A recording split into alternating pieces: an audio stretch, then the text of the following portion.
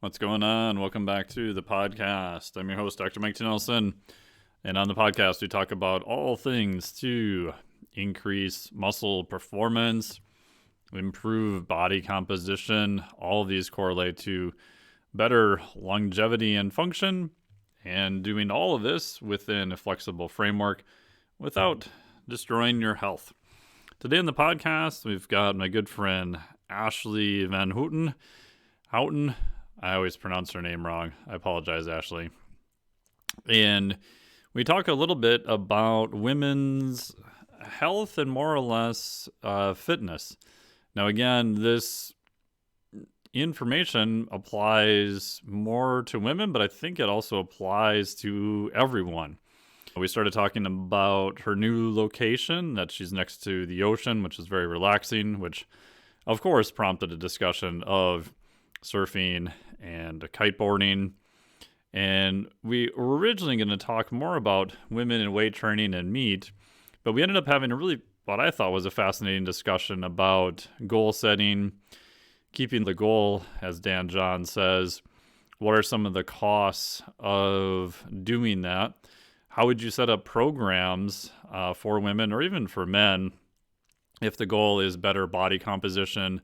How long would you spend adding lean body mass versus subtracting it?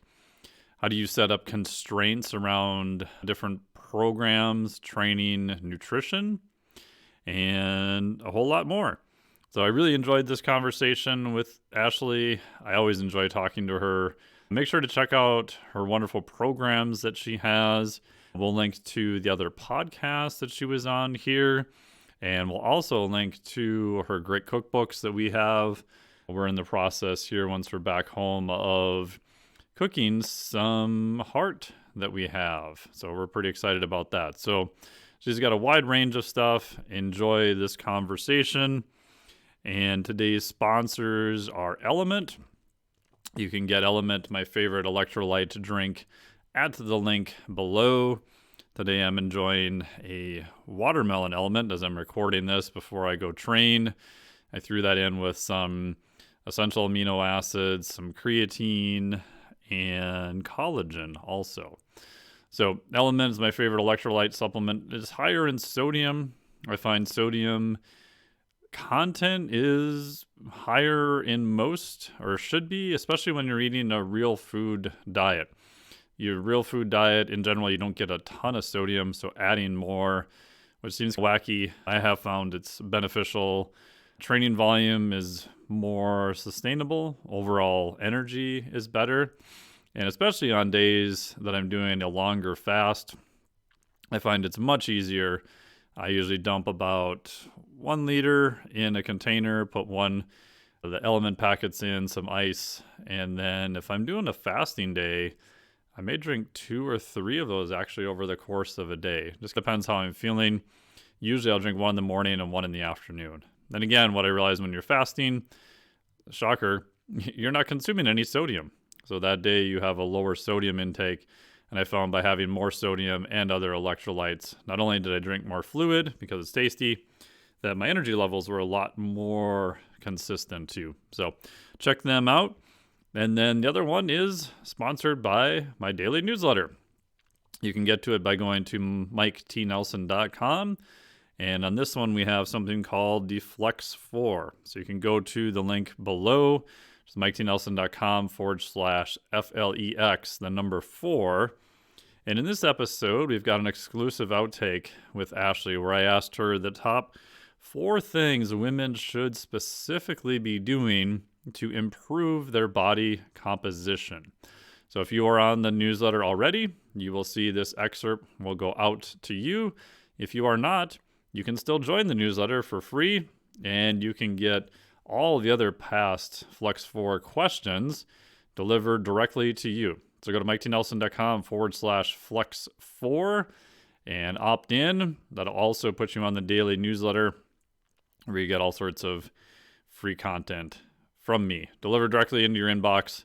Try to make them both entertainment and also informative to help you reach your goals faster. So enjoy this conversation with Ashleigh VanHouten. Welcome back to the podcast. How are you today, Ashleigh?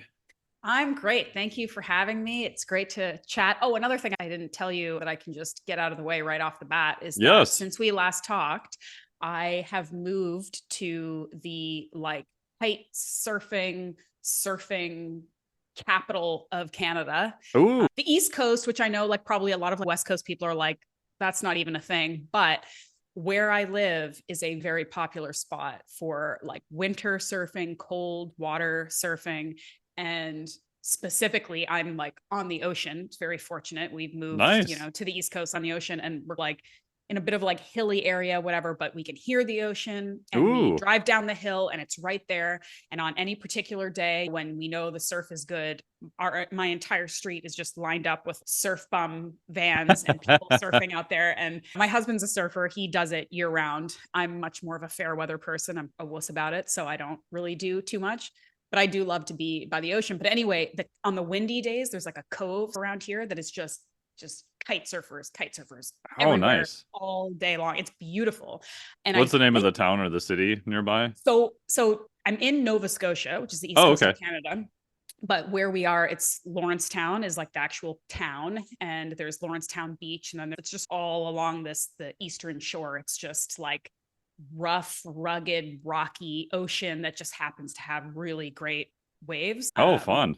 And it's been incredible because I grew up here. I haven't lived here in years. We moved back because of just wanting to be closer to family. And now that I have a kid and all that stuff, but we didn't want to live in the city. We wanted to live out here where the nature and the ocean is. And just being so close to the ocean on a daily basis has really been a lot more impactful than I expected it to be.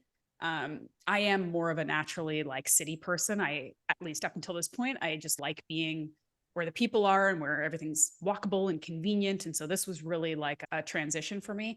But being so much just closer to nature and more immersed in it and being able to literally walk to the ocean, and it's stunning, it's beautiful any day. I've gained so much more of an appreciation for it, and I think it has made me a little bit more of a calmer person. I don't think anyone would describe me as calm generally or chill, but like more calm. And one really cool thing about living so close to the ocean is that we don't live in Hawaii, we don't live in Costa Rica. So like the weather isn't hot and beautiful and sunny every day. But when you live in it, you can appreciate all of the different seasons better, and you Mm-hmm. can find the beauty in it because it's not okay, we got to pack up and go out for the day and hope we catch a good weather. Like we can go down there, and if it's crappy, we just enjoy it in the crappy weather and then we leave when we get cold or whatever. So it's been really cool. But all that to say, you go on lots of sport related trips, I feel, and Yeah. this is good spot. This is Ooh. a it really is for people who I think are into it and know about it and also are okay with being cold or if you have the right wetsuit, this is the spot to be. It's very cool and it's a cool community out here too. So anyway, I just had to tell you that because this is Yeah. a cool That that spot. that's awesome. Have you Yeah. learned to kiteboard yet? I'm not even touching that. No, let's be real. I got enough hobbies. I'm open to doing more surfing. Like again, I've only Yeah, done totally. and my husband does sup surfing, so he does like the Oh, stand-up fun. paddleboard stuff. But I've only done it again in like warm water, right? Where it's like the waves are Yeah. perfect and small and the beach is sandy and soft. And it's one of those things where when you learn here, everything else seems easy. But I don't know, I'm just so damn cold. It's so damn rocky. And you probably, I don't know if you know about this or if kite surfing is similar, but surf culture can be a little bit intimidating. Oh, Like sure. just there's the politics and the hierarchy and stuff, and I'm like, I just don't know if I need to. So we'll dabble, we'll see. And living here, maybe because I see it all the time, and I'm like, that is pretty cool. So maybe I'll get more into it. But for now, I'm just enjoying like hiking and being outside and biking and being in the water. And we'll see if my son gets into it, and we'll see how it goes. Yeah. The nice part, I Yeah. think, the little bit I know, and I'm not a hardcore surfer at all. I've only gone surfing without a kite three, four times, maybe if that. So I Mm. completely, absolutely suck.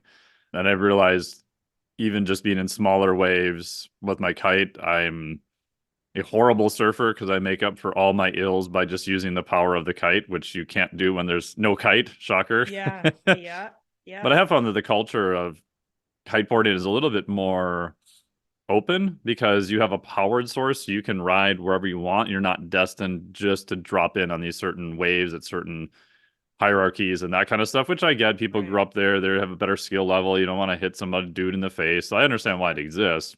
Sure. And then also with kiteboarding, even if you're really good, like you could have an equipment failure. Something could happen. You could hit your kite too hard and lose all air in it. Like, so people are generally pretty good to each other because I've gotten my ass saved multiple times by other Mm. people. I've helped other people multiple times. So it's one of those things where you go long enough that even if you are feeling kind of dickish, you probably don't want to piss everyone else off on the beach either because you may need that person and Yeah. everyone's pretty generally respectful. There's a few a-holes who kind of sneak in, but it's not easy to learn. It's easier to learn now than it ever has been, but it's not easy, Yeah. just like surfing. So I Yeah. think that keeps a lot of the ruckus out too. Yeah. Yeah. There's a few a-holes in every sport, right? So Oh, you there's a just few kind that of work always around sneak it. in. Yeah. Yeah. They always find a way. Yeah. No, it's Yeah. just cool. It's just cool to be part of this community. It is generally a very kind, fun community. And again, just being as somebody who loves the ocean, even just to appreciate it, it's cool to be so close because we've essentially moved from the city to a place that feels like somebody's Airbnb vacation spot. And I don't take it for granted that I get to see and be around this stuff all the time and the health benefits that come from that, right? Like I'm breathing this fresh sea air and I get to ground myself in the sand and I get to just be around it. There's bobcats wandering around my backyard at all Oh, times. wow. Yeah, it's real. I'm close. Like I said, I'm close to nature out here. So it's been cool. It's been really nice. Yeah, this kind of leads in a little bit of the topic of the day about weightlifting and lifting for women and protein and everything else. But I've had a couple of people now move out of New York City and they Mm, did not realize the impact. And they didn't even move next to the yeah. ocean. They just moved to rural USA. I've had two people do this now, and they're like, oh my God, I didn't realize how being away from the stimulus 24/7 made such a Yeah. huge difference. Yeah. And even just, I always think of places we go to kiteboard, like there'll be a lot of people just go hang out on the beach. And it's Hmm. like, why do people do that? I think it's because it's relaxing. Like you're looking Yeah. out, you have panoramic vision, you're watching small movements. I think Hmm. humans want to down regulate, but that's just been beat out of us. And even the concept of movement and exercise and recreation, I just feel like we're becoming a nation of sea slugs that can't move at all. And even unfortunately, it happens in the fitness culture too, which I know I'm guilty of. I love weight training. I love trying to pick up silly, stupid, heavy dumbbells just for no other reason than to see if I can. But Yeah. I, I, I think we're not using part of our brain. And even if you learn to play pickleball, for Christ's sake, go play tennis, go surf, Anything. go kiteboard, learn a new skill. You're going to suck at it. And that's part of the deal. Just go do it. Have fun. Do something else too. Yes, lift weights. Yes, do your cardio. Yes, do all that stuff. But it should be all of the above. Absolutely. I completely agree that what movement and physical activity does to your brain is at least as important as what it does to your body. And the act of learning something new, especially for those of us who are not 20 anymore, because Yeah. there's a culture of this kind of unspoken thing that once you get older, it's like, well, it's kind of slowly going downhill from here. And you need to just worry more about protecting yourself from injury, which, yes, is important. But a great way to protect yourself from injury is to be strong and to be capable and to be fit. But there's this idea that once you hit a certain age, it's really, do you have the time and the energy to learn something new? And are you going to really get good at it? Like, you're not 20 anymore, really. Like, just stick to what's easy or simple or what you've always done. And I completely disagree with that. I think that the more you try new things and get comfortable being bad at things for a while, I think that's so good for your brain and for your ego and for your spirit and all of those things. And also the idea of spending more time doing stuff that isn't necessarily a means to an end sport or workout. It's been one of the challenges for me, really, moving to the country. I use that in quotes because I'm literally 25 minutes from downtown, but I am in the country right now. Has been that I'm not as convenient to a gym, which is always my kind of safe space for like regular fitness. I like going to a gym. I have an okay garage gym, but for me, it's not the same. And I'm embarrassed to say it, but since I've moved out to this beautiful natural space, I'm outside, like I'm walking less because I essentially live on a country road. And in the winter, it gets dark at 5. I'm not wandering around in Bobcat country with no street lights and no people. I'm not doing it. And it's Yeah. cold and it's nasty. Like when I lived in the city, I could put my kid to bed and go wander around the neighborhood for 45 minutes, listen to a podcast. There's people everywhere, there's lights. I felt comfortable. And here I wasn't doing that. And I was like, I live in this beautiful place and I'm like not really enjoying it as much. So it was hard for me.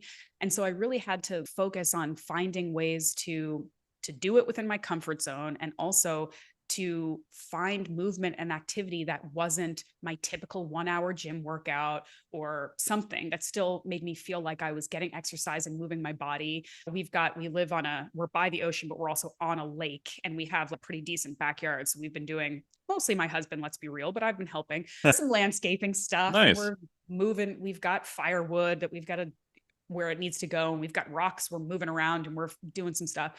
So, and just playing with my son, it doesn't always have to be some big physical thing, but hauling him up our hill in a wagon. And so I think just finding like little bits and pieces and snippets, especially for busy people, that stuff does add up. That stuff does matter. If we only count our 4 days a week hard gym sessions, and that's the only thing we're doing for our physical expression, that's not really good enough. It's not really enough. And I don't mean that in a quantitative way. I mean it more in an emotional, like optimizing our happiness and our health way. Yeah, I agree. I was talking to Kelly and Juliet Starrett about this too, and they're real big into, yeah, do your weight training, do your cardio, but for God's sakes, go do something else. And Yeah. my little secret thing is I'm trying to get them into kiteboarding. So it's, You're well, trying to we'll get see. everybody into I got a kiteboarding. couple more years, I think.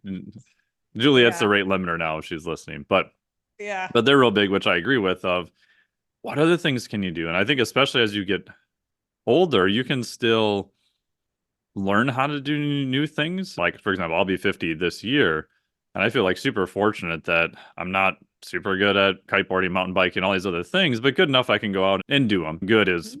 it's always relative, depending on who you compare yourself to. Mhm. But I know some other people who they're almost at the point now where they're afraid to try anything because Yeah. they are so detrained. Like they're afraid to go mountain biking. So, oh my God, what if I fall off my bike and hurt my hip? I'm like, it's possible. It's unlikely, but it's Mhm. possible. But if you never train for the reason to do those things, you won't get there. Like one of my And your clients hips might now, hurt anyway, yeah, and right? your hips are going to hurt Eventually. anyway, and you're going Yeah. to go backwards. One of my clients wanted to lose weight to do a big hike. And so he went out with a friend of his who was in much better shape. And he's like, yeah. And I hung with them the whole time for the 3 days and it was amazing. And he did awesome. Like in all honesty, like he trained really hard, his nutrition, everything was on point, but he went from an okay level of fitness to pretty decent in Mhm. 5 months, four and a Mhm. half months, maybe. And granted, Yeah. he was putting the time in. He was doing stuff for about an hour every day, nothing crazy, hard days, medium days, light days. So he Mhm. definitely put the work in, but it's not 4 years to go get ready. I Right. think people underestimate, even once they're older, if they wanted to really do something and they had an intelligent plan and they did it, it's not as much time investment as what they think it's going to be. Yeah. Yeah. And I think one thing, my husband and I were talking about this, and it's nice to think about being fit and learning skills just for the pure joy of it. But at the Yes. end of the day, sometimes we are still human beings who like to be good at things. We like to compare ourselves to others. We like to feel accomplished. And so if I can veer into that sort of petty arena for a minute, because we all feel it to a certain Oh, degree. 100%. As we get older, maintaining a decent level of fitness puts you in a higher category as you every decade that you go. Again, this is a stereotype, this is a generalization, but like you're a fit, healthy 22-year-old, big whoop. Like Yeah. everybody is. But if you put effort into your body and into your fitness, into taking care of yourself and sleeping and recovering, and you try a couple sports and you pick a couple things you like, and you're in a decent, good level of fitness in your 40s, 50s, 60s, that makes you way more impressive for all the reasons we've just been talking about, that a lot of people give up or are scared or other priorities take precedence. And just there's a lot of reasons why fitness and physical expression and all of these things fall off as the decades continue.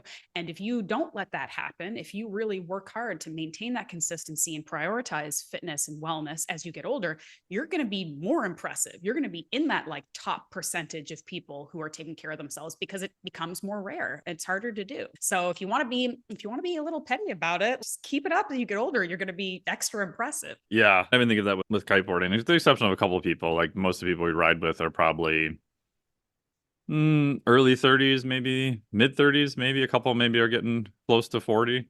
And so in my head, I'm always just each year it's a little bit of a I'm comparison. Like, still hey, here. Yeah. I'm still here. Like in general, I can ride longer than pretty much most people in most areas. The technical Mm-hmm. stuff, it's getting better. Yeah. But I think there is a little part of your pride that's just, yeah, age doesn't matter. Screw you people. We're gonna go ride for two Yeah. hours. Yeah, let's fucking go. Yeah. And I'm keeping up, or I'm doing better, and I'm older Yeah, than yeah. like I think it's something else that's been coming up for me. And I don't want to be a bummer, but I wonder if you can reflect this or agree with me or disagree with me. But on my podcast, so I have a podcast, Muscle Science for Women, and I Yes. co-host it with my business partner, Rachel, and we create a bunch of different fitness programs, which we can talk about. But one thing that I think we are always hammering home, and this is for everybody, but we just speak more directly to women, is this idea of you don't have to be perfect and you don't have to make your life about nutrition and wellness to be a happy, fit looking person. It's really more about consistency and doing the right things most of the time forever, right?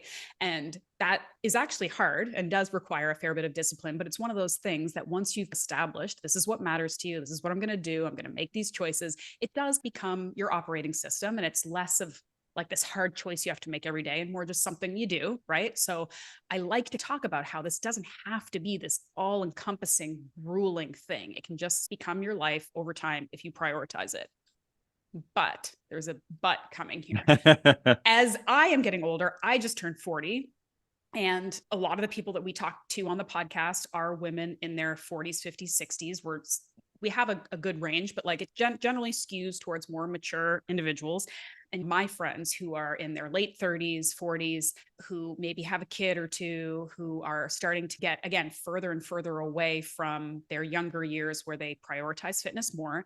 And they're coming to me now and saying, I want to lose 30 pounds and I want to feel strong again and I want to weight lift and I want to figure out how to eat properly. And I'm starting to feel like I can't just give them that line anymore of, you just got to be consistent. You just got to make better choices most of the time. Like I'm starting to be like, no, actually, in your 40s and as you get older, you actually have to like really put some effort in now, especially if you haven't been.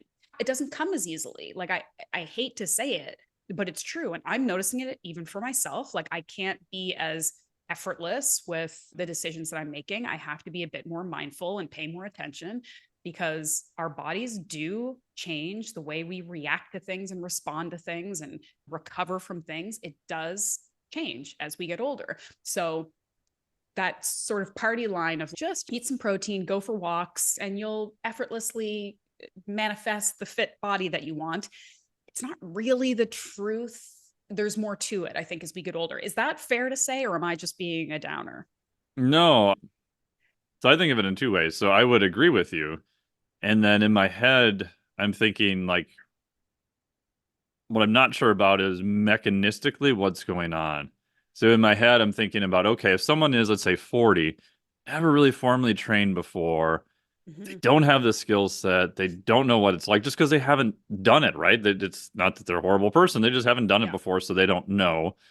They don't have the identity, they don't have the confidence that they can do it because they haven't executed it before. Mm-hmm. And they have many years of literally just becoming very detrained. Like I look at some of Yeah. the VO2 max on people who haven't trained, they're just relative standards, resting heart rate, a bunch of other stuff. It's not very good.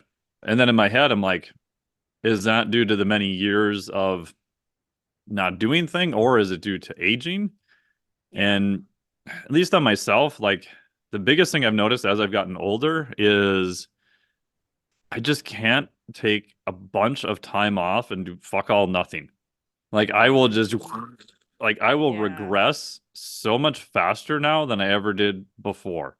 But if Yeah. I keep doing stuff, and it doesn't have to be perfect by any means, I haven't noticed that my rate of progress has been any different. It might actually even be a little bit better. But the Mhm. biggest thing I have noticed is maybe recovery, I guess you could say, just getting back to baseline does take a little longer, and I have to be more intuitive with a little bit better nutrition and sleep and movement and that kind of stuff. Mhm. But if I don't do anything at all for like even 3, 4, 5 days, I just seem to, its entropy is a bitch and it's trying to drag me Yeah. back to this poor baseline much faster. I don't know if you've Yeah. noticed that. No, you make a very good point. I think aging is an inevitable thing, and there are Oh, some 100%. slight bummers that come with it. But I think that this concept of entropy and being detrained or untrained is actually much more important because we all know many examples of people who are in their 40s, 50s, 60s, beyond who are killing it, largely because they have maintained Yes. something their entire life. And it's a really good point because one of the other things is, although I have my own struggles and I struggle sometimes with not being motivated and the difference in my priorities and what I want to do pre-baby and post-baby and all of these things, we all have these like lifestyle things that come up. But going back to my example of my some of my contemporaries, my peers who are asking me what to do, and I am at a stage where, because I have consistently prioritized fitness and nutrition and health in general for the last 20 years, I don't have to work as hard as somebody Hmm. who hasn't done that, who's trying to do it at 40 or 35 or 45. And so that's where that line that I was saying before about just this consistency, just try to do mostly make good choices most of the time, but for your entire life. That's the kicker. And so the people who are listening who are in their 20s or 30s, this is the sort of what we would like you to take from it is, if you can start this now, it will make the road much easier for you. And it's not all bad news as you get older, of course. If you have prioritized muscle mass and prioritize doing things that make you feel good and make you feel healthy and eat properly and sleep and do all of these things, you're going to notice these inevitable changes of aging much less than somebody who is not taking care of themselves.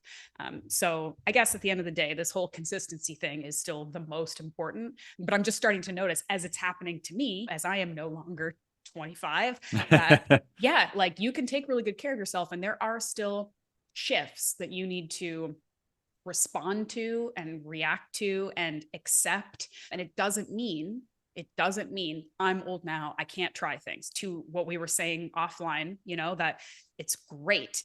Such a good idea for people, especially as they get older, to try new things, to learn new skills, to challenge themselves safely and reasonably, because we're told that we shouldn't. And because we're told to be afraid of that, it's really good for our brains and our bodies and our minds to learn new things and try new skills and challenge ourselves and to not give up, because it gets easier to make that choice to just give up and just take it easy now. It's a long life to do that. Go have fun and try things and work hard, and you'll be surprised at the level of fitness and health and fun that you can have throughout the decades. But it doesn't get easier, it does get harder. So having those behaviors and lifestyles early is a good idea, I think. Yeah, I agree. And with any goal, it's so much harder to make progress and break new ground than it is to maintain. If Yeah. you've probably seen this too. If you look at exercise or VO2 max, let's say VO2 max is a parameter, right? It's easy to measure. We have tons of data on it. To take yourself from a moderate level to a better level, it's a fair amount of work. It's like Yeah. for me to do it now, I need to give up a strength training day. I need to make it a priority. I usually have to be in a caloric excess just to accomplish more of the training volume per se. And it takes pretty consistent effort. But once I hit that new level, it doesn't take too much to hold it. And again, I'm not at elite levels. Like I'm trying to get to 46 milliliters per kg per minute. So there's nothing crazy. Versus when people are new, yes, they have some newbie gains. Yes, they're a little bit more untrained. So yes, it's going to be easier. But after a few months, like they're literally always trying to break new ground to get to a level. And you could Mm-hmm. argue because they're not at a higher level, it is a little bit easier. Yeah. Yes. But I think we forget that if we've invested 30 years of training, Like when I go kiteboard for a month in South Padre, like I put most of my aerobic stuff on maintenance, put my strength training on maintenance, and just kiteboard as much as I want. Yeah. Yes, am I a little bit weaker? Does my aerobic stuff go down a little bit? Yep. But literally within 2.5 weeks of being at home, sleeping, normal schedule, like I'm pretty much back to where I was before. Where I think if I was new, I could not get away doing that. I Yeah. from both a lifestyle, a habits based, and even just an adaptations based. Yeah. Yeah, I agree. I think this whole conversation, what's one of the things that's bringing up for me, and it's something that we talk about a lot on the podcast because we're answering listener questions and stuff, is how difficult it can be for people as we age. And I don't mean to turn this into like a either bashing age or only talking Oh about no. getting older podcast. It's just, something that's coming up for me right now. Cranky old people ranting podcast. Yeah, right. I never thought I'd be one of those people. And here I am. The music's too loud. Anyway, Get off my yeah. lawn. Yeah. It's it's this idea that we struggle, we waste so much time and energy fighting some of the inevitabilities of aging instead of, again, and when I say accepting, again, I don't mean settling. I just Yes. mean accepting that things are different in different stages of your life. And because our culture prizes youth and the prime, athletically prime ages, right? So much. And especially for women, there's this very strong culture of don't admit or show that you're aging in any way. But I think Yeah. for athletes and stuff too, it can be a really hard thing to wake up one day and feel like maybe the best years of optimizing my strength or my performance are gone. Doesn't mean you can't still do it, but like maybe at 45 you are not going to perform as well as you did when you were 25, maybe, right? In some sports you could argue it's the opposite if you're in some other things, but anyway.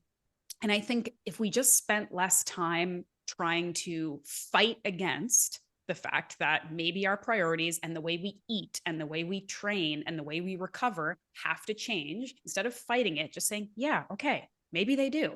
Maybe I do have to take an extra day. Maybe I do have to eat even more protein than I used to. Maybe because I'm perimenopausal, I shouldn't be fasting all the time. Like accepting these things and just adjusting and changing, I think is just, it's a real, first of all, sign of maturity. And you're not wasting your time anymore. Instead of just fighting and being sad about why can't things be the way they used to, just they can't. And that's the way it is. And this doesn't even have to relate to aging. Like I have a lot of clients or people who are writing into the podcast who are maybe struggling with things like, I used keto for a year and it was so great. And now it's not. So do I keto harder? And it's nope, you don't. Yeah. And Always usually try that's harder. not That solves everything in your right. life.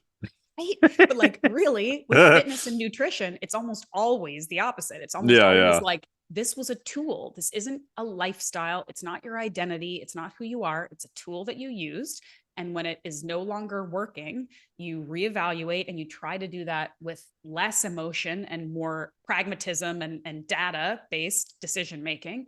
And instead of thinking that you suck because suddenly this doesn't work anymore, you realize that it's just the tool that is no longer the best tool to use and let's switch and do something else, right? But because we tend to make lifestyle, like healthy lifestyle stuff, so much a part of our value and our worth for some reason, we really struggle with it. And people do that with fitness too. It's, well, I really love my 6 days a week spin class or my hardcore hit classes, but Oh yeah. I keep gaining weight for some Certain reason, color even though I'm working so theory, hard. orange theory, and other ones. Certain color theory. Yeah.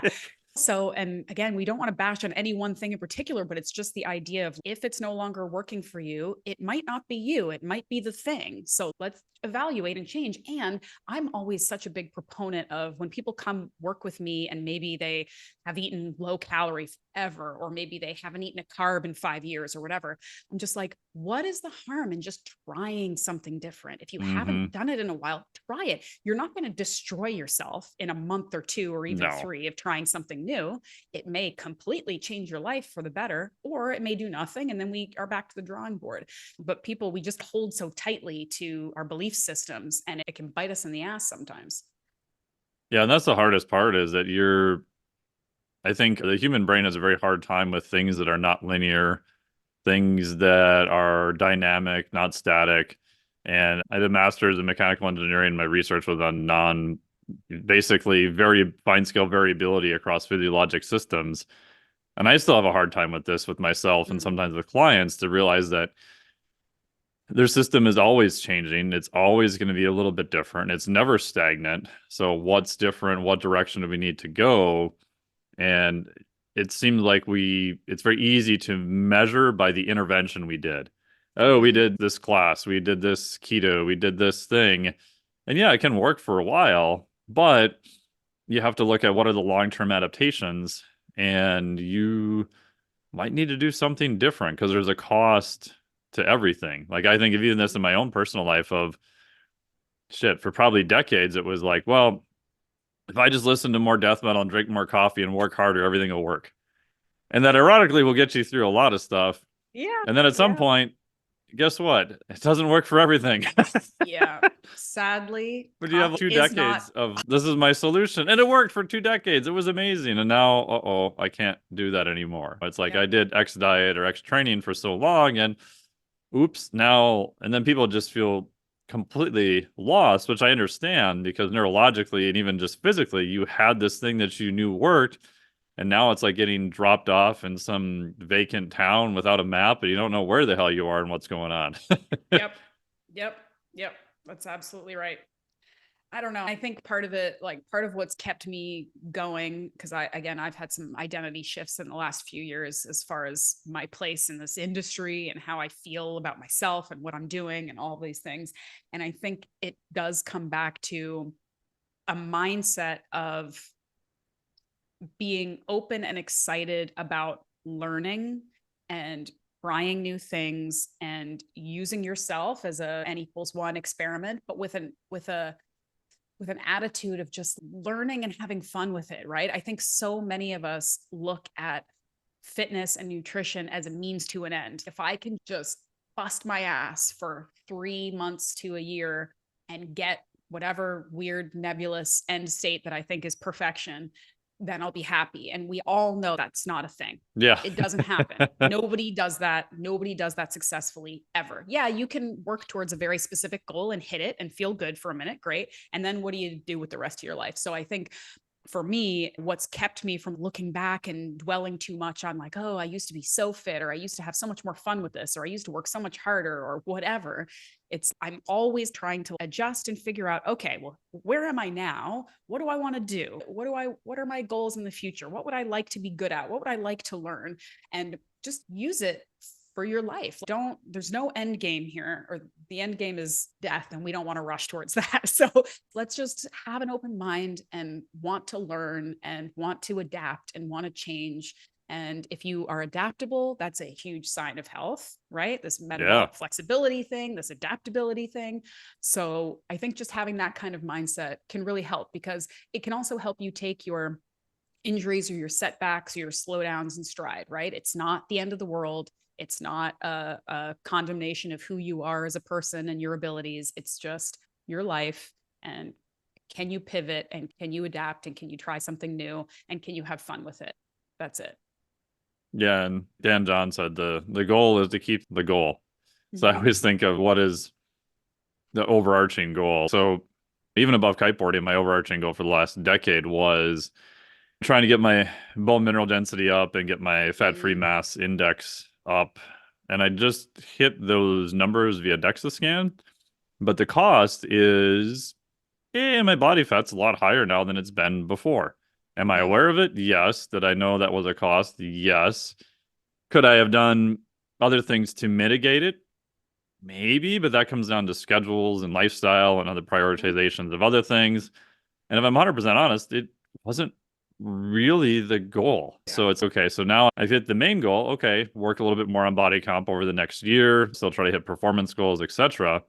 Where I feel like in the past I spent way too many years. Oops, I added a couple pounds. Oh my God, I'm too fat. Now I got to lose those 2 pounds. Like I just went back and Mm-hmm. forth for nowhere for like decades. But Mm-hmm. I think it's hard because you have to then realize, okay, there's going to be a cost to this also. Am I Yeah. going to be okay paying the cost associated with this goal? And everyone has their own parameters. So for me, it was like, as long as my health markers are fine, I don't have anything weird, like all the blood work, everything else, even now, everything else came back fine. So there's no Mm-hmm. risk to it. But it's probably worse being a woman in the fitness industry. Everyone in the industry thinks that, well, body comp is the thing. Like everyone in fitness must be training for body comp. That's got to be like your top goal. And I'm like, Hmm. not really. No. Like, if Hmm. I could wave a magic wand, would I want to be leaner? Of course. But I Hmm. think there's a level of maturity of realizing, even with clients too, hey, if you really want to maximize lean body mass gains, you are going to gain some fat. Now we can take the fat off at the end. We can try to Hmm. prioritize and find a hybrid of both. But like you said, it's the maturity of trying to keep the goal, knowing what the cost is, measuring it, Yeah. making sure you're, not on some crazy perma bulk forever and you're 60 pounds heavier than what you were before and you're just bulking, bro. Have some Wouldn't that be the constraints life? within it. But that's Yeah. hard too, right? Yeah. Because society and everyone pushes you into this direction of, well, this is the thing you should be tracing, even if that's not the thing you were trying to get to. And I don't know if even that if it's question even made not, any sense. no, it makes sense. And even if that's not a direct indicator of health, too, because again, we do have Correct. this problem where we consider the fitter you look, the healthier you must be. And you and I both know very well that's not the case. And that I've seen often shredded will people are the most fucked up blood work and stuff I've ever not seen in good, my not life. good, not good. And I think like general population doesn't even realize too that a lot of times like elite athletes aren't the healthiest people either. Oh They're God, only no. really good at whatever the sport is, but are they metabolically healthy people? A lot of the time, no, that's not the Yeah. case. I would say by far the most common request goal that I get from individuals and women is I want to build muscle and lose fat at the same time. Of Not that I course, want to guys are build the muscle same and lose way. fat at Yeah. the same time. And it's so, but you know what? There's a win in there because in probably generations, decades past, the idea of building muscle was not an interest for a lot of women. So the fact that Yes. women are recognizing that muscle not only looks good, but is also healthy and good for you and a good thing to have and a good thing to Yes. work for. So I love that. But this idea of the building muscle and losing fat at the same time, and I think a lot of really more knowledgeable, smart people in this space will say that it is possible to do. Sure. Sure. I think most smart people, knowledgeable people will say it's easier to do one at a time Yeah. Not because there's maximally. You can't maximally do both at the same exactly. time without a lot of drugs. We don't, yeah, we don't multitask well in any capacity. And so Correct. it's much better to just focus on one over the other. And especially, I think, to some of our earlier conversation, for less trained people, it's even harder because you're trying to juggle a million things. For people to get their head around optimizing everything you need to optimize to build muscle, especially again for women, we still looking up on the internet, you might think that every woman can squat 400 pounds and we're all muscular and strong and whatever. But Gen Pop, especially maybe older people, and by that I really mean like in their 30s and beyond, there is still this idea of being smaller, not getting bulky, certain weightlifting being intimidating or manly or whatever. It really is very hard for people to get their head around the intensity and the work that it takes to build muscle tissue. It's Oh so yeah. much harder than people think. People think you go in the gym and you look cute and you like lift weights for a couple minutes and oh my goodness, I'm going to have a protein shake. I'm going to build muscle. Absolutely not. And so for me as a coach to get their heads around, not only do you have to bust your ass lifting weights, really challenge yourself, you have to eat enough, which sometimes means more than is comfortable for you. You need to recover properly, which is another huge issue for probably all human beings because everyone thinks recovery is for somebody else and they don't have to do it. Yeah. And then again, for women in later decades, dealing with hormonal shifts, which can really impact your ability to build muscle. That's too many things to think about for most people at once. If it's your job, if you've been doing it for a million years, if you're really dialed in, if you have a lot of time to prioritize this stuff, fine. But for the vast majority of people, like we can barely figure out what we're going to make for dinner tonight, much less be juggling all of these things at once. So it's such a better use of your time to really just take a bunch of these things off the list or deprioritize them and say, look, I'm not going to worry about XYZ, but I'm really going to, until I get it down, I'm really going to focus on this food thing and get that going and then still work out or whatever. But I'm going to do that. I'm going to fuel properly. I'm going to work out. I'm going to work on building muscle and feeling strong and doing that for a few months. And then we'll worry about the fat loss thing later. And to your point, if you're doing this properly, you're not going to gain 30 pounds of fat in 6 months. If you're doing that, No, you've got no. different priority. You're not following the rules. So yeah, I'm just a very big fan of just narrowing the focus and trying to do, was it Ron Swanson who's your whole ass? Don't do Yeah, two things half-ass, do one thing with your whole yeah. ass. Do that. Just focus on one thing at a time and you're going to get there faster. That's the other thing, because everyone's so worried about doing it quickly, and it will be quicker if you do one thing at a time in succession progressively instead of trying to do everything all at once. If I had a year, I do the same approach for women and men, and they said I want to have. So if you let's say if you recomposition by, we'll say 10 pounds, meaning you could add 10 pounds of lean body mass, we'll just use that muscle, and lose 10 pounds of fat, right? So that'd be a recom difference of 20 pounds. I don't think most people realize how profound that is, especially if it's a shorter person, especially if it's a female who Smaller tend to be person. shorter and smaller. If you're a 6'3" guy like I am, yeah, it's not quite as profound. But I don't think people realize how different they would appear, which is really what most people want, which is great. Mm-hmm. And then even then, I would prioritize 9 months of that as probably trying to gain as much lean body mass as you can, and maybe only 3 months for fat loss for most people. Would you Yep. agree on something like that for parameters? Absolutely. Yep. I think for the fat loss part of it, it should be less time for sure. But those 3 months have to be pretty focused and dialed in. And Oh, yeah. one of the tough things 100%. for me is because fitness culture can be so miserable and damaging. Yes. Right? I really struggle with the balance of, again, telling this avatar female client, look, if you want to lose fat in this 3 months, like you need to be on top of it. Okay. We can't have this check in where you're like, oh, I just felt like it. So I ate whatever. And my coffee has 2 cups of cream in it every day. Like Yeah. you cannot do that. I have to do that, but I also have to say, but don't get too obsessed about it and don't get upset if it doesn't work out. It's this balance that's Yeah, really tough, because I do not want to create more orthorexic, anxious, low self-esteem women in the fitness industry. It's bad enough. I don't want to do that. I want to lead with positivity. And that's why I like to lead with, let's go build some muscle for a while first, because you totally. are going to look better regardless of the fat. You're going to look better because when you have muscle on your body, you look more attractive. That's the reality. And you'll feel more competent and you'll feel more confident in yourself. And then you're coming into it in a better place. But that fat loss phase, like I'm in this with some clients right now. And I'm like, look, like I've been nice to you for a while. Yeah. Okay. And I've been holding your hand. And I've been saying it's okay when you go and have your wine and pizza, but it's not okay anymore if this is what you want. And that's Right. a conversation I have with people so often is, do you want to be 5 pounds lighter and not have those things you enjoy? Because that's what it's going to be for a while. Or do you want to not lose those 5 pounds and actually just have a bit more of a chill life? Both are okay. Just know what you want, because you can't have them both. I literally posted like a meme on social media today that's just, people get so shocked and offended when you tell them like, hey, if you want to drastically change the way you look, you're going to have to drastically change the way you live. And people are like, excuse me? What? I don't want to hear that. And it's, well, then maybe you're not ready to change how you look. And that's okay. You just have to Yeah. know what you're getting into.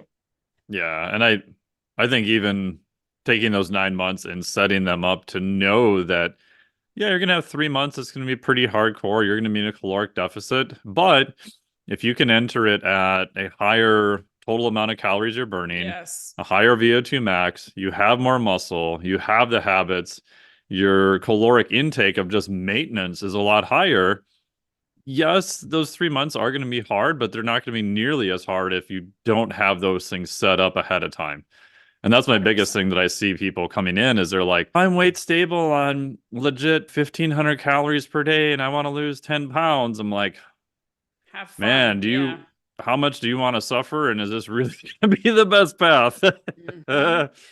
What are your thoughts on, because I have my ideas, but what are your thoughts on, obviously a really underserved and important part of this process is what comes after the bulk and the cut, right? Yep. So say you have a very successful 9 months, you build some muscle, and then you are on top of things for 3 months and you lose your 10 pounds or whatever, and you're feeling good and you're looking good and you're not metabolically or emotionally damaged. And you're like, I feel good. I want to sit here for a while. I want to Yeah. have fun here. What's your kind of general rules for like reverse dieting, maintenance calories, determining that, and being able to set a person up for success in terms of not crazy rebounding or still paying attention to what they're doing and coming out of that successfully?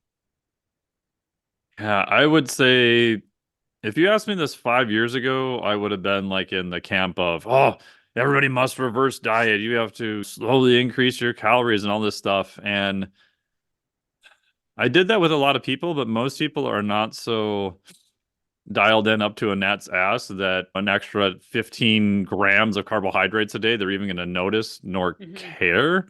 Mm-hmm. And I also felt like I was promoting that longer period of, ooh, but now we got to be really careful getting you back to maintenance and you're really fragile and all this stuff.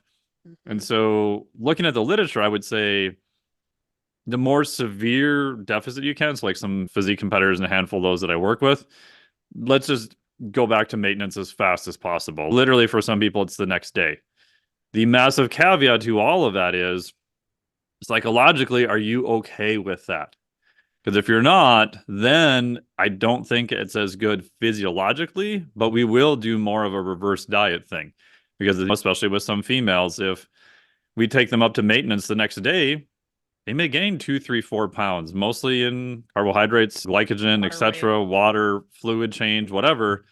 And some of them will absolutely lose their mind. And it's going to be a week of let's just slash all four tires on the car and it's going to be a disaster, right? Yeah. Yep. So I would say it is psychology doesn't matter. They'll do whatever. I would go back up to maintenance and I would hold there. Ideally, I like at least a few months. And then literally it's okay, how much shit can we get away with now and stay exactly where you're at? Stop Yes. weighing your broccoli. Maybe don't even weigh protein. Let's start pulling stuff out of the system. Let's start pulling constraints out. Go out with your friends, whatever. Like, yes, we're gonna watch weight. We're gonna watch maybe waist measurement, performance, HRV. We're gonna keep an eye on it. We're not gonna go bonkers. But to teach them that, hey, you because what everybody wants is they complain about hitting a plateau. But what they really want is they do want to be at a plateau, just a lower plateau than where they're at. Mm-hmm. And the Mm-hmm. benefit of being at a plateau is if you did it intelligently and you can get back there in a good way and you've got decent habits, I think people are usually shocked with what they can get away and still be okay.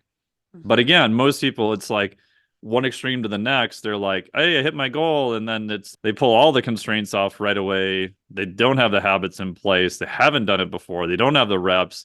Psychologically, that messes with them. And so then they're face down in a bowl full of Doritos for 3 days in a row. Mm-hmm. Yeah, this is all very personally familiar to me. Um, Yeah, no, I like that. I like that. And I like the idea of the pulling out constraints because I feel like there's two camps. There's people like me in my bodybuilding days where I was 100% compliant and really on it. And then the competition day came and then I had no support, no plan, nothing. And I Mm, just went wild. And I never got to the point where I like got sick or ballooned up in weight or whatever, but I certainly wasn't doing any kind of intelligent, thoughtful post yeah. competition eating. So there's people like me that kind of just forget about it and go off the rails and don't pay attention at all. And then there are people who are just so worried or so fearful about it that they just remain rigid, and that can cause some problems too. So I like the idea of, even if it is in a progressive way, not necessarily reverse dieting, but at least like progressively loosening the reins. So you can still pay attention. And for some people, it's super stressful to track their macros, for example. Yeah. For some people, it gives them a sense of feeling like control and understanding and paying attention to what they're doing, and that helps them. So finding some balance and some way to pay attention to it without being anal and crazy. And I've just found, even for me, when I'm not like training for anything or paying attention to anything, one just really important marker, like you were saying, maybe don't pay attention to your protein. But I find for women, like only paying attention to their protein can sometimes be a nice option too, Oh, because definitely. I definitely find that it's probably more of a problem for women than for men to eat enough Yes. protein. And I don't technically have that problem, but I do find that when I like screw off and aren't paying attention to how I eat, my protein goes way down. Hmm. And this is for somebody who loves protein. And I still find that it's very easy for that carb creep and then the protein to fall off. And if you are trying to, in a very low maintenance, easy way, pay attention to your body composition, that's one real easy marker. It's just like, are you getting enough protein every day? Are you going off the rails with the carbs or not? And because so many of my female clients, the problem isn't overeating, the problem is undereating and still gaining weight or being a weight that they don't want and not understanding how that works. So even just saying, don't even worry about your calories. Just, are you getting this many grams of protein a day? Don't worry about the rest of it. Because probably if you are getting that many grams of protein, you're not going to be hoovering up the Doritos because you Yeah. actually are feeling satiated, right? So yeah, I like that. I like that idea of just paying attention to the things, maybe a couple things that are going to help, but not obsessively paying attention to everything when you don't need to. Yeah, my little rule of thumb is if you're weighing your broccoli in the off season, let's say you're a physique athlete, which is just the extreme of the extreme, Mm-hmm.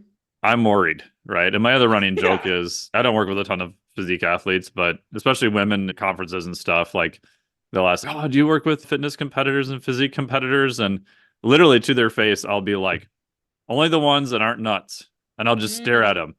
And if they laugh, I'm like, "Oh, we're cool. We're good because you're a little bit crazy to do this shit, right?" Do you know? Yes. If they Yes. don't and they get mad and they just go away, then great, that wasn't going to You're work one of anyway. them. Yeah, You exactly. were one Yeah. of them. Yeah. Yeah. 100%. That's good self-selecting there. Yeah. I like it. Yeah. Yeah. That's funny. But those And ironically are the people I've noticed who have gone way down, whether it's a weight class sport or a competition or whatever, have been much lower and been much higher. That if they're at a higher body fat, like they don't ever really worry about it, right? mm, Because they know they have the skill set and the reps that if they wanted to, they could do it and they feel like it would be executed and they're fine. So mm-hmm, paradoxically, they're the ones who usually are the least worried about it. The clients I mm-hmm. find that are the most concerned about it are people who have never accomplished it because in the back of their head, the only thing they've psychologically associated is failure. So they Yeah. don't think they can do it. And that is a huge source of just general worry, which I totally understand too. Yeah, and that is one of the main drivers for the programs that Rachel and I have created. So this Muscle Science for Women suite that we've created, we have a like Yeah, an tell us about it. overarching, yeah, it's we've got a couple programs now. So we've got like the flagship, which is this 12-week overall strength training program, and then we've got last year we put out a grow your glutes program simply Nice. because listen, we were answering the call. That's what the ladies wanted. Totally. um, this year, I don't know when this podcast is going to come out, but we have another body part specific program. And this one's my personal favorite. Again, as a former figure competitor, it's shoulders because Nice. it's a very underrated aspect of body composition. Men know Oh, this, yes. but women don't know this, that like, Shoulders yeah, and upper back, man. we all want this like Coke bottle. We want this small waist. The best way to create the illusion of a small waist is to have wide shoulders. Yep. So, and I was a swimmer and a gymnast when I was a kid. Like I had no choice. Like my shoulders were going to be big for my size anyway, but it's worked out really well for me and I love it. And I'm such a big, and it's like the first thing on somebody is, do they have these like nice kind of strong shoulders? I think it's so great. So anyway, we've created a couple, we're doing body part specific stuff. The flagship program is this 12-week progressive, very comprehensive training program. But what comes with all of these programs that I think is really our selling point is, first of all, direct access to us. You can ask us questions and troubleshoot and talk. We're not just selling you a PDF that you download and then you go off and make the best of it. But all of these programs, even the specific body part training ones, we are talking about nutrition and how to fuel and how to recover and how to exercise selection. We're not just saying do these 5 exercises. We're saying here's how you program a good workout, and here are the different types of exercise and how you even set up and how maybe you would use a machine versus a free weight versus a barbell, whatever. We really deliver with the information because, to your point, what you were saying, I feel like the more informed and educated people are, the more confident they are when they feel like they have the tools to adjust and make decisions. And they know, even if they aren't in a place where they want to be, if they feel like they know how to get there, that's 90% of the battle. And people who just feel like they don't know what to do. And that's okay if you feel like you don't. And there's a reason why there are good coaches out there who can help you. But the idea is that you don't want to have a coach forever, and you don't want to have people just tell you what to do forever. You want to know how to do this stuff yourself. And we have a massive portion of this strength training program that is teaching people how a program is created effectively and why things are placed the way they are, and what progressive overload is, and what deload weeks are, and why they're important, and what reps in reserve are, and what rest periods between workouts are optimal, and all this stuff. And it can be a little bit much for people. And if you don't want that, skip ahead and just do the training program. But having that stuff available so that people can understand why they're doing what they're doing, I think it makes people more empowered in the gym. It makes people feel more confident. And when you're more confident, you're going to do better and you're going to perform better. So anyway, I've been in this industry for a really long time. I've downloaded my own share of PDFs. I've worked with different people. I've had different coaches. I've been doing this a while, and I feel really good about what we're doing, because I think education is more important than the perfect program. We do have a good program, but the education behind it, I think, is more important.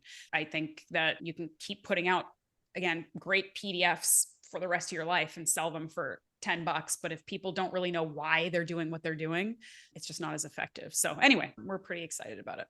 Well, that's awesome. I always think of principles versus protocols, right? And Mm-hmm. I get super worried that the whole industry is being pushed to protocols only. If you can have some fancy sounding words, you can give a mechanism that maybe only works in one-eyed, hairy, three-footed mice and give them an exact protocol, people will be like, oh my God, this is the greatest. He or she is the best ever.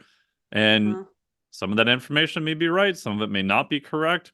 I would love to see a stat on what the follow through is on that Mm-hmm. via free advice. Because I'm still Mm. convinced that there's no skin in the game. Everybody wants those things. So it's easy to say, yes, this is amazing, but I don't think the follow through is there. Versus if they sign up to something like your program where they have personal advice, if they have a question, they can get it answered. They're going to be told what to actually do. You're going to learn the principles of why you're actually doing this thing. So you're learning a skill set along the way. And, oh, and by the way, it's going to cost you money, which Mm-hmm. means you are invested in the thing that you're doing. Mm-hmm. I 100% agree. And it's why I still intermittently hire coaches. I know Yeah. exactly what I'm supposed to do, but I'm not going to do it unless I have some skin in the game, because I maybe just the motivation of I should get in shape, or I should run this 10K or something, whatever. If I'm working with somebody who I'm like being held accountable to and I'm paying, and it's funny because we've been getting like a bunch of questions from folks who are interested in the programs and saying, hey, could you like give me like a sample workout, or give me like, people want freebies, right? And I understand it. Mm-hmm. And I get that there's a marketing aspect to this that can be very beneficial.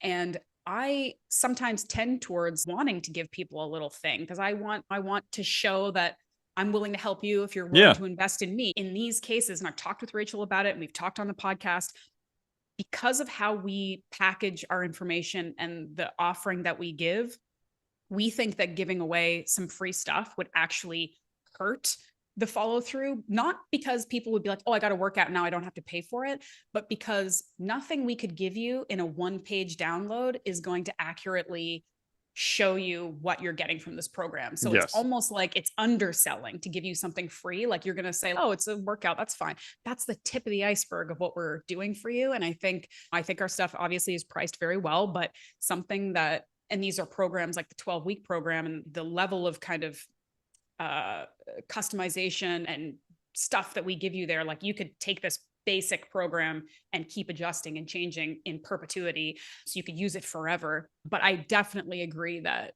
it's hard in this economy. Everything's expensive. Everything costs $1 billion. But if it's something you prioritize, you'll figure it out, and it will be worth it. And you will put more work and thought and attention into it if you've invested in it. I completely agree. Yeah. And I think programs and even buying a coach is you're paying for confidence and time, right? Mm-hmm. So my main goal this year is to pick up the 175-pound inch dumbbell. I've been working on it off and on for 8 years. And this year I'm like, okay, this, other than kiteboarding, this is my number one goal. So my buddy Adam Glass, who I've known for years, I said, hey man, I want you to write an actual program. I will pay you for it. And he wrote just 3 paragraphs. which was great because that's all I needed. Of here's the commander's intent, here's the progression, here's what I want you to do. And it's weird because some people are like, but you're never on this, it's so grip board, and we never see you talking about this or that. And I'm like, well, why? Why do I want 400 other people's opinions about stuff Mm, that I don't care? I'm not paying them. It's only going to confuse me. Here's the guy who's probably the lightest body weight ever to pick up the inch more than anyone potentially in the history of humans. Who knows? At least in this modern age. And he's a good buddy. I've trusted him for years. I've trained with him when he's been here. Why would I listen to somebody and I yeah. paid him? You said 175 pound, like a single dumbbell that it's like a weird grip. Yeah, so it used to be called the unliftable dumbbell. And so what I it feel like I've is seen this before. Yeah. yeah, so if you imagine like old school mustache strongman training, like globe dumbbell, big globes on the end, but the handle is 2 3/8 inches. So the handle is about the size of a pop can. Really thick. And Yeah. because it's one solid cast piece, so for people who lift like 175 pound one hand deadlift, it's not really that heavy. It's heavy, but it's not that heavy. But the handle, because it's cast, your fingers have to support it, and then your thumb has to stop the rotation of the bell. And that's the thing that makes it just Crazy. ridiculously hard. Are you going to try Um, to do it with both hands or only your dominant hand?